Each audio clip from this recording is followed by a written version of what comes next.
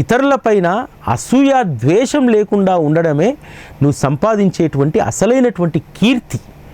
మనందరం కూడా ధనం కోసం కీర్తి కోసమే కదా పాకులాడేటువంటిది. ఆ ధనం కీర్తి అనే అసలైనటువంటి అర్థం మనకు బాబా తత్వంలో మాత్రమే లభిస్తుంది. బాబా మనలాంటి దౌర్భాగ్యులైనటువంటి పేదలను ఒక మంచి స్థితికి తీసుకెళ్తాడు. ఒక మంచి మనస్సును, ఆలోచనను, బుద్ధిని ఇస్తాడు.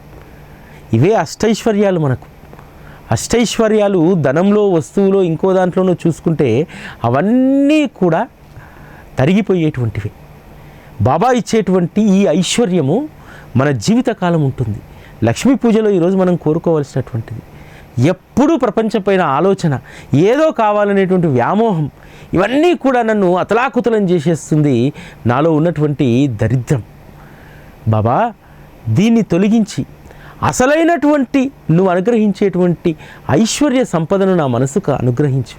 నా మనస్సు పేదరికాన్ని తొలగించేస్తే అసలైనటువంటి ఐశ్వర్యం నాకు కలుగుతుంది. నా జీవితానికి అదే శోభనిస్తుంది బాబా.